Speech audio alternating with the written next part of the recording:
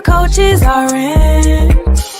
When you need a timely, transparent friend, tune into the coaches are in. Talking career, business, health, and wealth. You've got a friend now. Into the coaches are in. With authenticity, come on, let's take a seat and tune in. Well, hello. Hey. Tune in, take a seat. Yes. Welcome. Now, if you have ever wondered how to diversify beyond the U.S., access new markets, or even secure residency options through investment, this conversation is for you. But let me just say that this is for educational purposes only. We are not giving you financial or legal advice. So I need to make that disclaimer. So y'all don't come back here talking about, but you said, you told me. No, we did not. No, we did not. We just provided information for you to consider. Providing and sharing. Yes. So with that said, welcome to the Coaches RN. We are excited to have you here for yet another wonderful episode with us. We are missing one of our co-hosts. Dr. Malika is not here today. I what's up with that? Like, I mean, is there life outside of what we do? I'm confused. Yeah, I think so. I think we need a meeting. Yes. So we'll miss her today, but I think she will be back with us for the next episode. But let us quickly introduce ourselves just in case this is your first time tuning in, so you know who we are. I'm Dr. Sharita Weatherspoon. I am the creator of the Coaches RN. I'm also an operations strategist and alignment coach, and I work with Black women entrepreneurs to help them launch and grow their businesses. And I do some other stuff too. If you want to know what all of that is, check out SharitaWeatherspoon.com. Yes, I know that's right. And I am Allison Garrett. I am your behavioral interventionist, and I work with women who struggle to identify exactly what has them stuck without years of therapy. Awesome.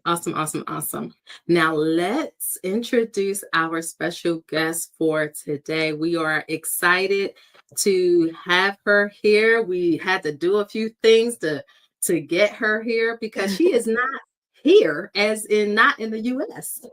Yes. Okay. So our guest is Stephanie Nelson. She is an Investment and Global Mobility Concierge and the founder of Nelson Legacy Enterprises International Limited, based in Lagos, Nigeria. And Stephanie helps 6- and 7-figure earners turn today's income into multi-generational wealth through simple, scalable systems and international business and investment opportunities in tier 2 and 3 countries. And if you don't know what that means, she's going to explain. Hang on tight. All right.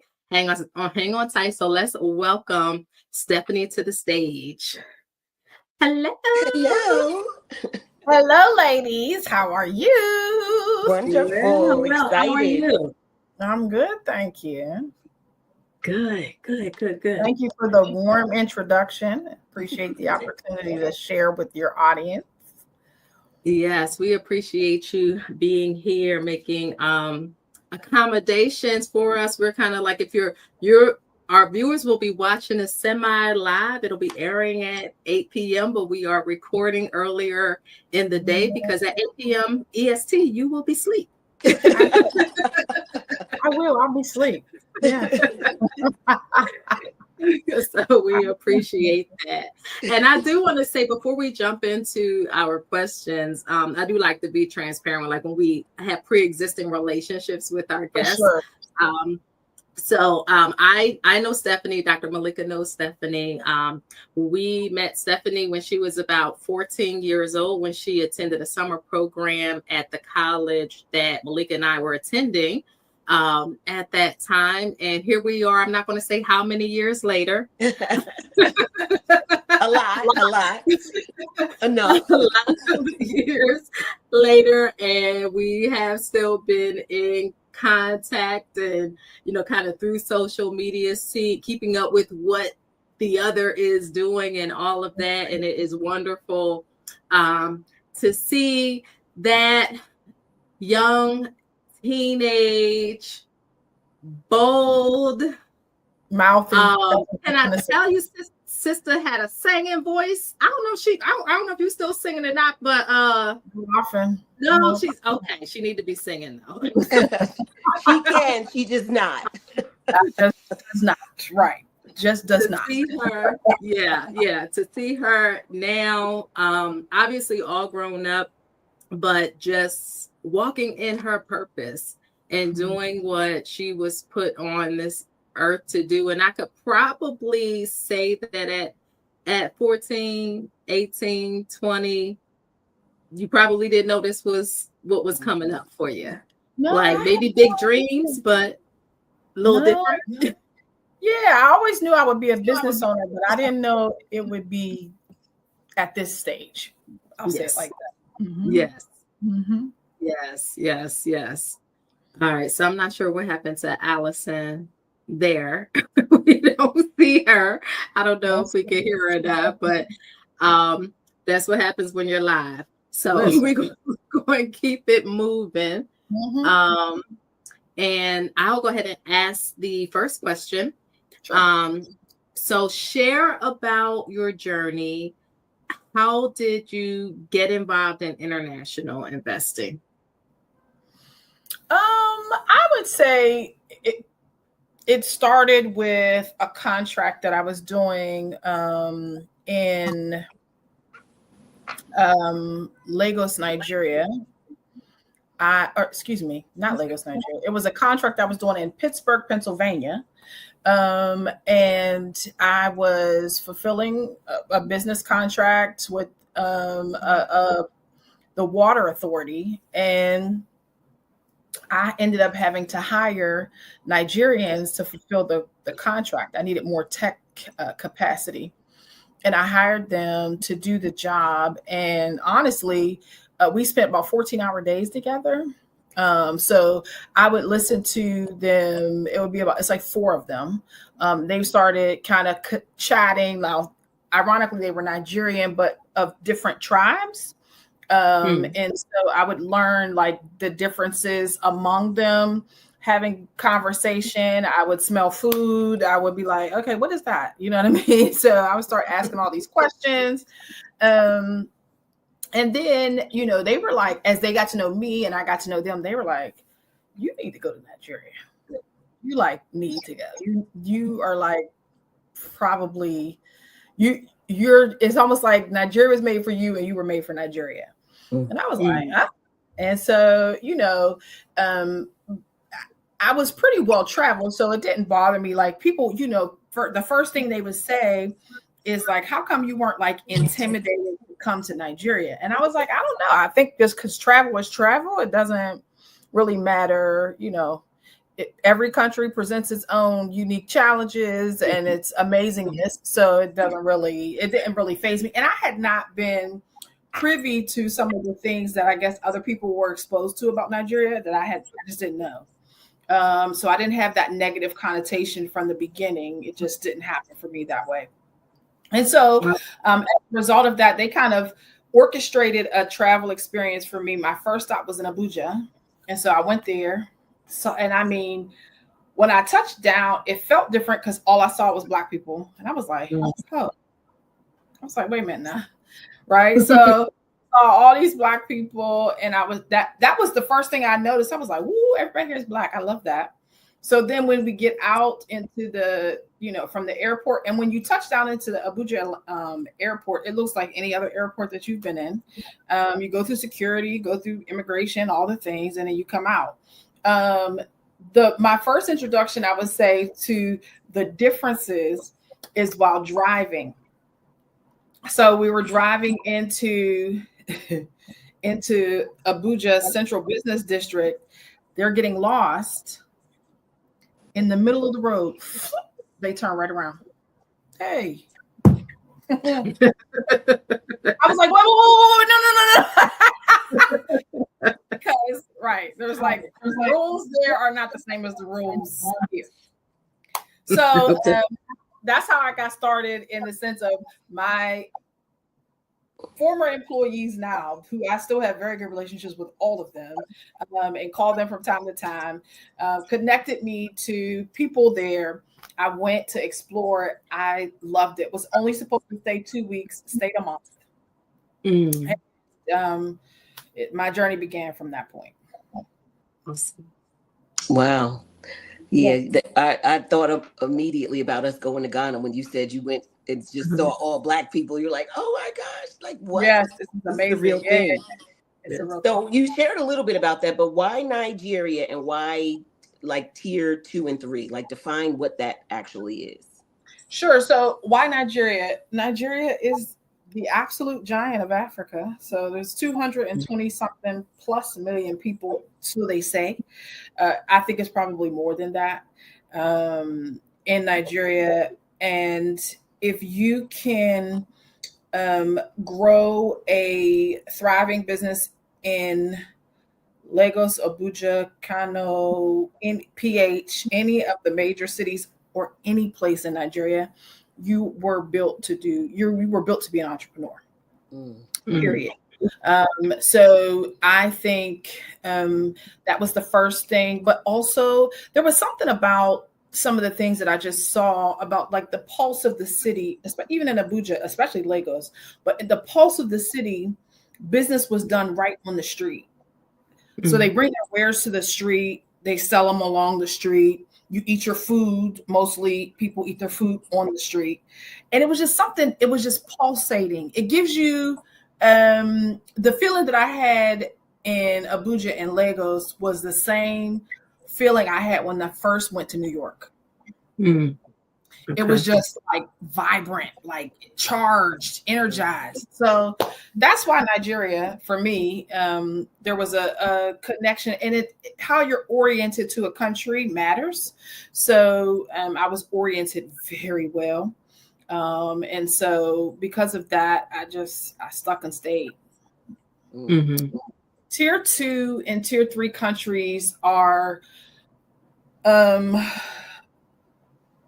think of, let me define them based on how I define them, because it can be defined differently based on GDP, but for me, let's just describe it as I see it, right?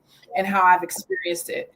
It is what they, think about the revenue that's generated, or the money, that GDP that's generated from each of those tier 2 countries.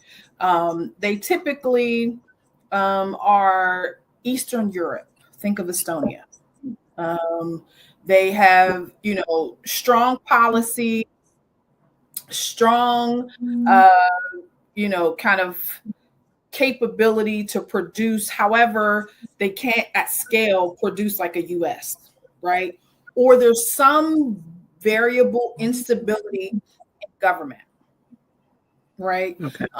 And so there can be that piece in there, but also they don't have like the export capacity. They don't have infrastructure at the same scale or level of a US, Europe, Australia, New Zealand. So there's some differences in infrastructure. Now, once you get into tier 3, they are absolutely developing countries. While I think Nigeria they kind of straddle both tier 2, tier 3. Because if you look at Abuja, you would not assume that it's a developing nation, but you leave Abuja, central business district, and you start to go outside into the suburbs, it looks developing. And when I say developing, I mean poor roads, and I mean, like access to some of the things that we're accustomed to. It takes an extra step to kind of get to that level of access. Okay. That's good information to know, and like kind of getting an understanding, because I think we tend to think as Americans, like either like countries are like us or they're like the complete opposite of us. And that there's kind of not much in between there. And we probably think that more countries are developing countries that are actually what you would term as being tier 2 countries versus tier 3. It's a whole nother conversation about why we think that way. We won't tap into that. Yeah, it's just I'll say it, sum it up in one word to 2 words: propaganda and arrogance. Let's just Yeah. Yes, absolutely. All right. So for investors new to investing globally, how do you help them identify real opportunities versus like tourist traps?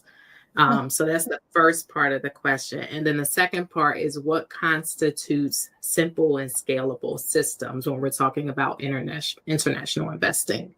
Sure. So that's a good question. First part, I will say identifying good opportunities in tier 2 and tier 3 countries tends to be no different than what you would invest in tier 1 countries. You can invest in treasury bonds. You can invest in the stock market. The turnaround time, I'll give you an example. We were just talking about this not long ago. Like if you would have given me $1 million naira, which is about $830, I could have turned it into 5 times that amount. So we're looking at almost $5,000 in 6 months in the stock market. So unless you're a day trader, right, in the US stock market, you got to leave it and kind of set it and forget it. And in 6 months, even if you're doing like, really targeted stock investment strategy, it's rare that your money will return so fast. And that's primarily, you got to know, what portfolio to dump it in, right? Like if it's energy, if it's banking and finance, if it's agriculture, like what the mix is. But the bottom line is it accelerates faster, but the risk is higher. Because it could any major change overnight in government, everything no different than the U.S. right? If Trump decides to do so and so and so in whatever he's doing, right, the next day the markets reflect his either good or bad decision.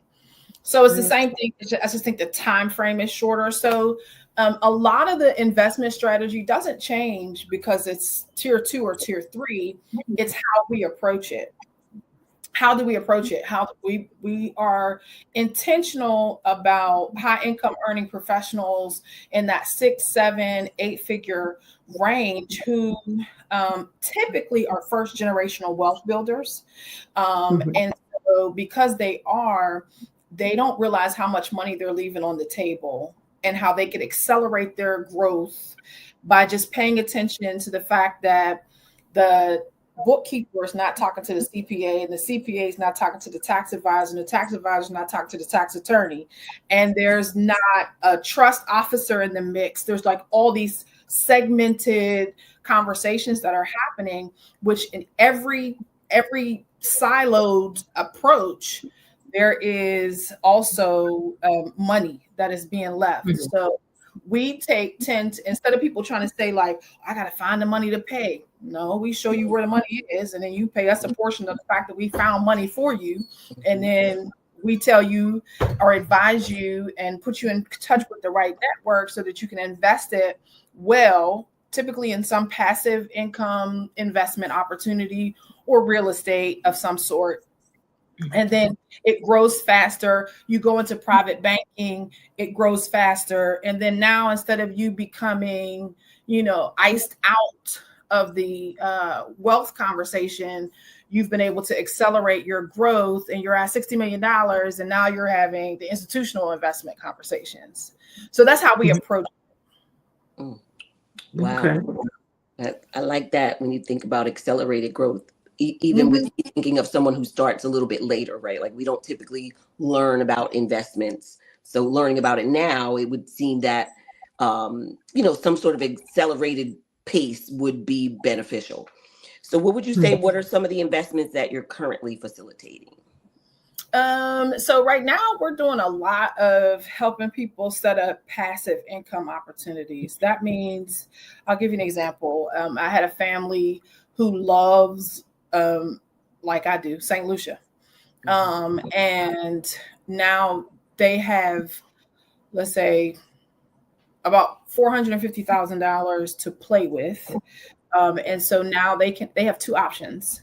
They can buy a condo and just, maybe do Airbnb or short let or something like that.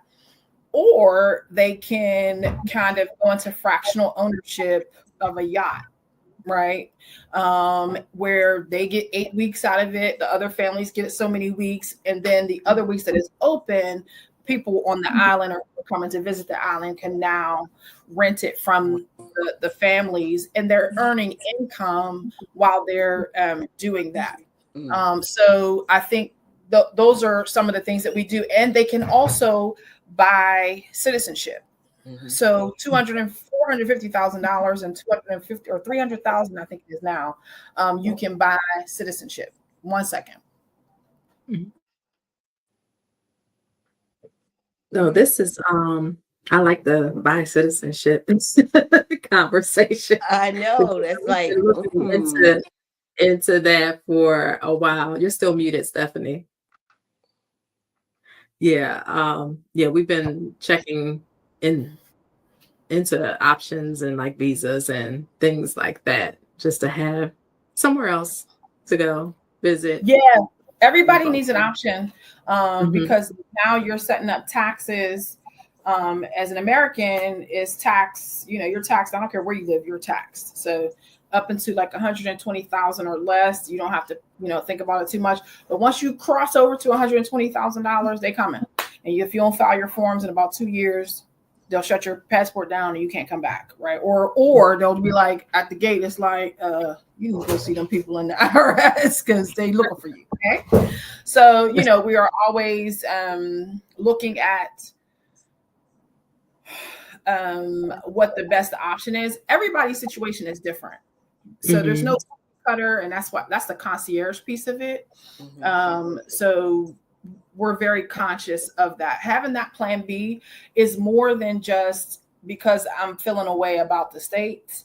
Everybody who has those options now are looking at it because they're looking at how do they legally, right, leverage tax systems against each other so that they keep more than they're spending, as well as having multiple currencies that they can leverage against each other, and they are keeping more than they're spending. So the only way to build wealth is to build the portfolio that you can then leverage in other systems. And we use tier 2 and tier 3 countries to do that because it accelerates the growth. And as the one thing that I have to say in this conversation too, that we specifically look at is your capacity for risk and how you will exit. Because if not, you put yourself at the most risk. Right. Okay. Good. So for those interested in pursuing this, whether in Nigeria or elsewhere, what would you say are the first 3 steps they should take? And then where do most people skip steps and get burned? First 3 steps, I would say gather all of your documents, right? Let's take a look at the past 5 years. I'm going to actually take you through in a very simple way what we call the wealth diagnostic. And that first phase is we start asking you for all kinds of documents. Like we want to know where all your K-1s are, your IRS tax returns. We want to look at retirement savings. We want to look at any annuities and life insurance policies. We want all of the docs, right? Property ownership, rental property, all of that, so that we can then kind of run it through this system that tells us where the holes are. And those holes then drive how much we predict you're losing in taxes that you could be saving. And then we take a look at how much that tax savings is. And then we say, based on this amount of money, we feel like, and your risk tolerance based on the stage of life and family, etc., that you are in, based on your risk tolerance, then we can point you to opportunities that match, whether they be passive, whether it be real estate opportunities, whether it be, treasury bills and bonds. It could be any number of things that you could be fractional ownership in a yacht program. It could be fractional ownership in planes, private jets. People don't think about that. So there's a lot of, and then I think too, that's a separate accessibility. But so I would say first thing is we take a look at your entire picture and we run it through the system and tell you where you're losing money, where it's like kind of dragging, where you're losing it. And then we say where we would suggest that you apply that money, right? And if you want us to do it for you, then it costs this, right? If you want to do it on your own, here's the documents and the report, and you can go for it on your own. So those are that's 3 steps, but that's what we start with. Okay. And then what have you seen in terms of people who've attempted to invest internationally and they got burnt? Where did they misstep in the process? Due diligence, typically, right? And the robust and due diligence tends to not just include the surface things that you see online, because I know for Americans in particular, if we Google it and it comes back and we just follow that list, right? And that can't really be the case in a place like a Nigeria. You would have to take it a step further to make sure that you are. I always tell people, if you're going to invest in Nigeria, you can do it through a trusted source, but then at some point you got to come and see. You got to put your eyes on it, step foot on the ground, and we help people do that as well. So I would say the number one misstep is due diligence. I say the second misstep is thinking that you can approach it like you approach the United States. The systems are completely different. And then the third misstep that I see people do, and this is actually globally, is that there's cultural norms that are different from every country. So that's not just Africa, that's Eastern Europe, that's Southeast Asia. You can do something in Southeast Asia where you have offended somebody and you didn't even realize that you've offended them, and they will never do business with you again. Wow. So the cultural pieces are things that people overstep or miss. And the arrogance of Americans tends to be that they think that America is global. And it's not. Wow. Hey, set us straight. Yeah. All right. So now some people are more interested in options, right? Optionality, like residency visas, maybe even a second home base. What are realistic global mobility routes tied to investment? And what timelines and cost should we expect? I think I'm gonna ask you to repeat that again, because I hear options and global mobility, and then I heard timelines and costs, but I think I missed something in between. Yep. So for those who are kind of interested in those options, right? Residency, visas, or second home bases. What are realistic global mobility routes tied to investment? So most of those programs are going to be citizenship by investment. So you can do citizenship by real estate investment, or some citizenship is by donation. Like in your Caribbean countries, you can do donation or you can do an investment in whatever the program is. St. Lucia, you can do a 350, I think it is now. I don't know why I keep misquoting that number. I think it's 300,000 investment in a piece of real estate. And then you can start down the pathway. Our partners on the ground in St. Lucia walk you through the entire process from beginning to end. If it's citizenship I think it's 300,000 for donation and 250 for investment, I think. Okay. And so with that said, you can do that, with almost, the only thing that I would say is that there's rarely in other tier 2, tier 3 countries a mortgage system that would work for you, right? I know let's talk about Nigeria. If you wanted to do a mortgage in Nigeria, you're looking at 33% interest. Nobody does that, right? Wow. Yeah. And so it's a cash-based society. You pay cash. The difference too is you pretty much own it, especially if it's in Lagos, you definitely got a lot of taxes. If it's outside of Lagos, you have less taxes. So from an options perspective, I would say when we're talking to people, we take them through 4 phases. We look at citizenship and immigration. The second thing we look at is your finances, taxes, and investments that you currently have, and what the room is for you to, which culminates into like, what's your budget looking like, right? And then we get into lifestyle and culture. What kind of community do you need? Because when I relocated to Nigeria, one of the things that I think I grossly underestimated was the importance of having local community around you, right? I had been so used to working kind of in my own space and in my own silo, but being here full time, I'm like, oh, because I miss my family, you know, all my friends. So I'm constantly having virtual girlfriend chatter, but I'm like, at some point, this ain't gonna work. You need to have some friends on the ground. You know what I mean? So I think lifestyle and culture is a big thing. And then the fourth and final thing is the logistics. How do we make it happen? How do we execute?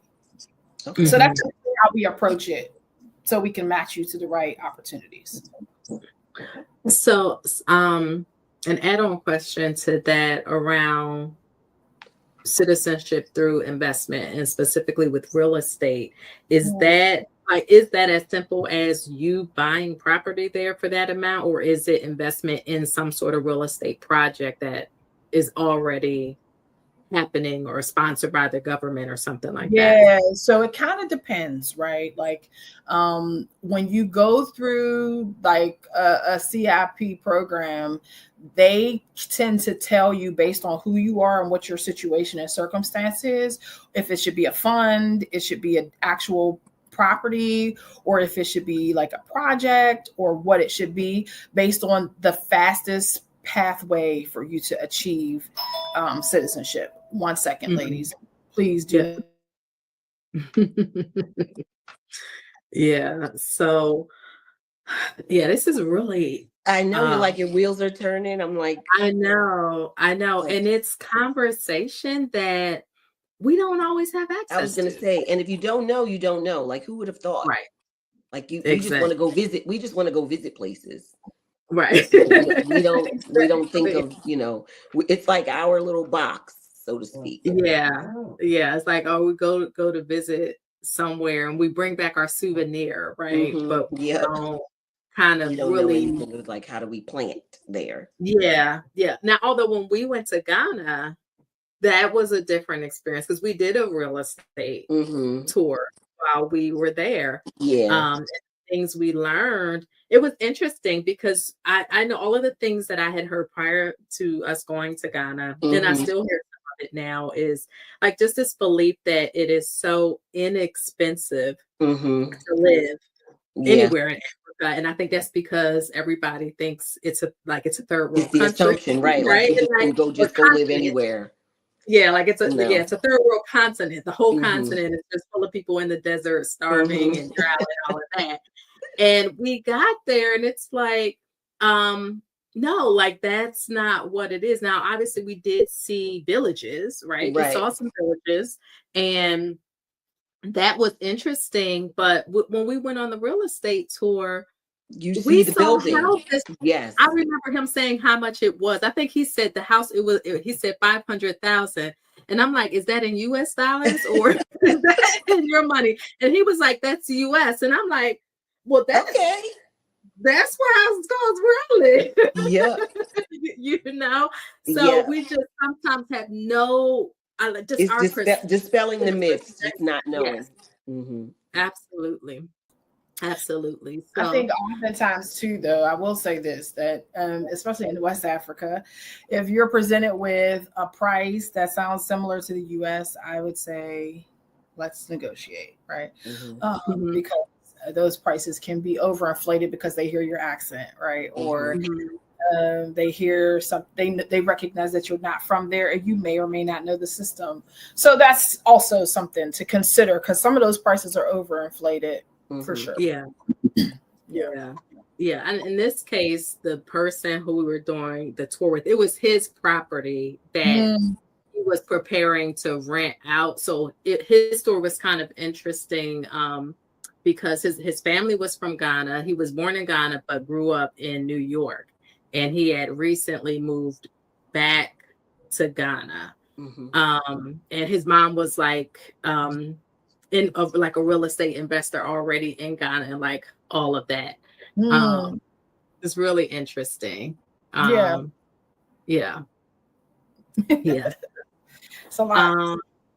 Go ahead. I said it's a lot. It can be a lot to take in, all at one time too. Yeah, because when you're new to a system, there's a lot of layers you have to unpack before you actually get it. So I always tell people, if you're going into, I can't speak to every African country, but there's a couple that I can speak to. You need to really take your time and not be in a hurry to make a decision. So I originally had a different question that I wanted to ask, but I think I'm gonna ask this question instead.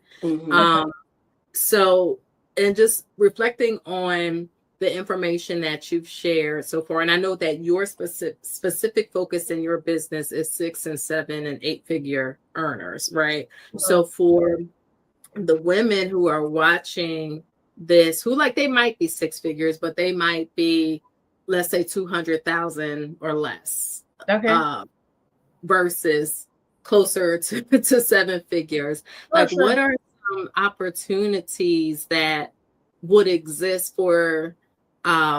This is not the best wording, but it's all I can think of right now. Just kind of like for the average Black woman professional who they make decent money for what we're used to right here in the US, but they're not in your target audience. What opportunities might exist for them to actually start doing some international investing?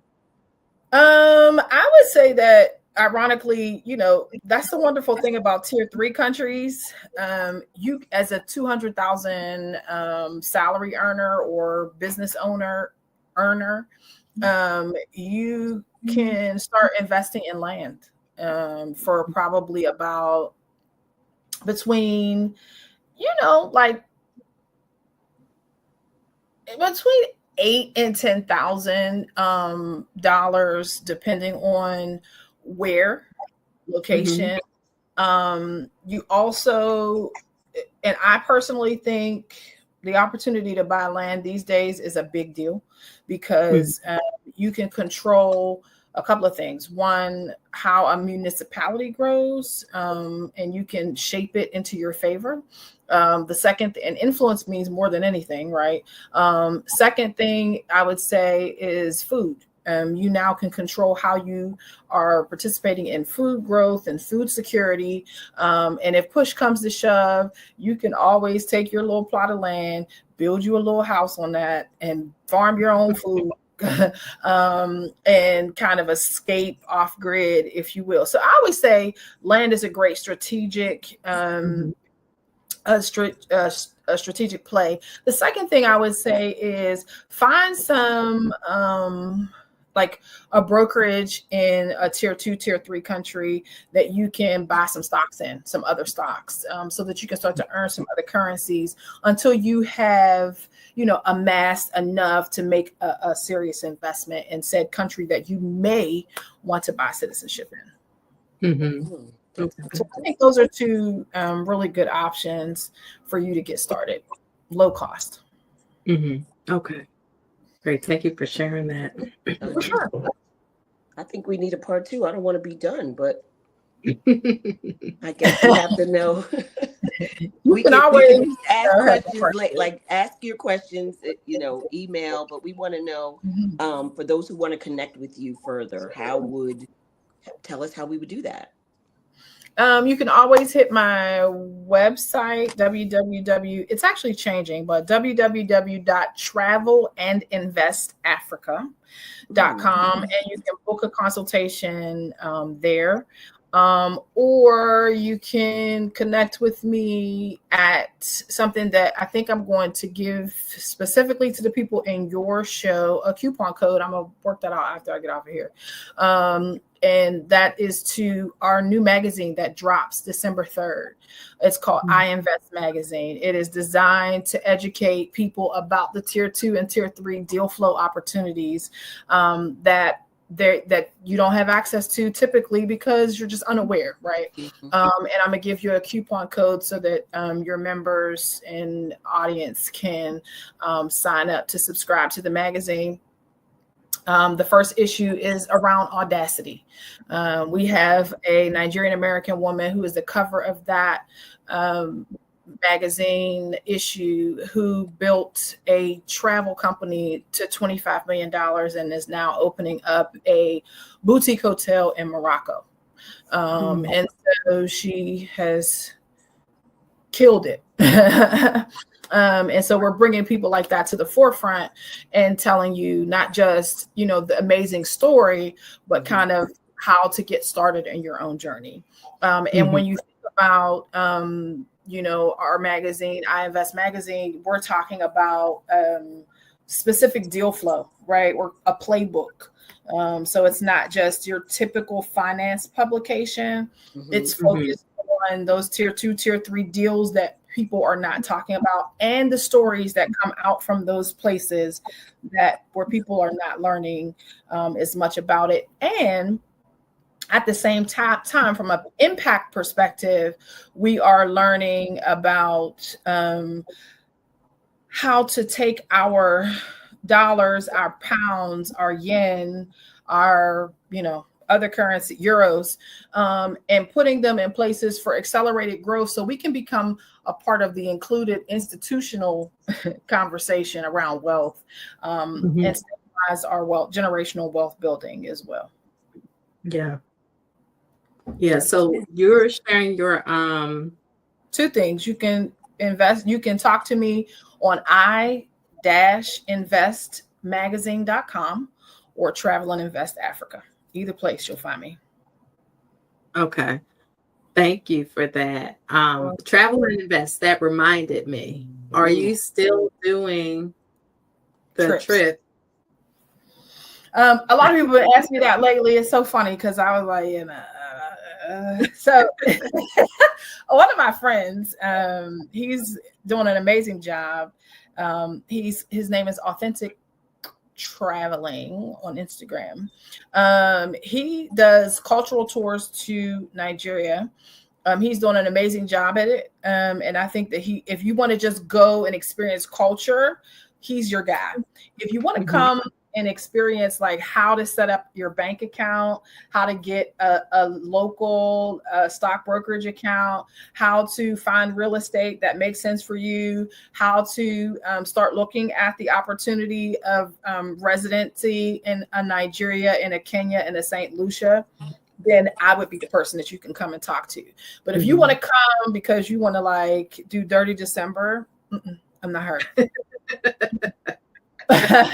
But if you want to come, because now we do some very fun things, because I feel like if you get exposed to hospitality and tourism and entertainment in Nigeria, you'll see that massive opportunity for investment. But outside of that, like, we're not entertaining. It's not a vacation. It's not a vacation. It's not a vacation. You will leave with your bank account. You will leave with a deed. You will have IDs. You will leave here. So that's what we do when we start talking about travel. So we're not doing it for the sake of you saying that you came to Africa. We love that for you, but I'm not. Right. But yes, so we do custom trips. And if you go to Travel and Invest Africa for now, you can like dig around in there and find out how to do that. Okay. Awesome. So this has been great, very informative. You have my mind kind of spinning now. Like, okay, I can do it.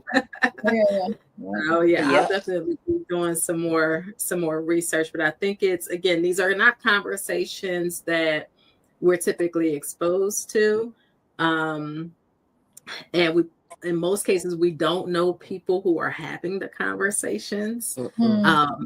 So it's great, to have someone like you who is deeply embedded and invested in doing this kind of work and willing to share what you're learning and what you're doing and opportunities versus just like gatekeeping here, right? That part.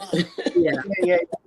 And not charge you $5,000 just for, because I always tell people that the price is the price, but if you want to do it, I'm happy to lay it all out there. It's just it can be overwhelming and also the steps can get, if you don't know the order of the steps based on your particular situation, it can be overwhelming. So gatekeeping is just not the thing, but I will say that it can be challenging when you go out and do it on your own. Right. Yes. So thank you so much for being here and for sharing all of this. And for those of you who are tuning in, you have the URLs. When we get the code for the magazine, we'll be sure to share that. If you've ever thought about how to grow your wealth and you wanted some different and new opportunities to consider, if you have a desire to leave the country, you should be willing to invest in the country that you want to go to, not just kind of I'm going to buy my house and we just going to be there. Just like you invest here, in the multiple ways that you can invest here, because it's not just about stock markets and all, be willing to do that in the areas that you think you might actually want to spend a portion of your life in as well. So Stephanie is definitely a great resource for that. And I know that Stephanie is also well networked. So if there are things that you're interested in that is not in her wheelhouse, more than likely she can direct you to somebody who can assist you. So definitely a great resource. So if you got anything out of this at all, be sure to like the episode, share it with other people, and make sure you subscribe as well so you get alerted when we go live again. So Stephanie, thank you once again for joining us. Thank you. I just pulled up the website. I'm about to go peruse around. Okay. Yes. All right. So we're going to call it a night, a day. Right. A time was had. Yes. And we will see you in 2 weeks on what date would that be? What's today? The 20th. So that puts us at November 3rd for our next episode. So for now, the coaches are out. See ya. The coaches are in. When you need a timely, transparent friend, tune into the coaches are in. Talking career, business, health, and wealth. You got a friend now. Into the coaches are in. With authenticity, come on, let's take a seat into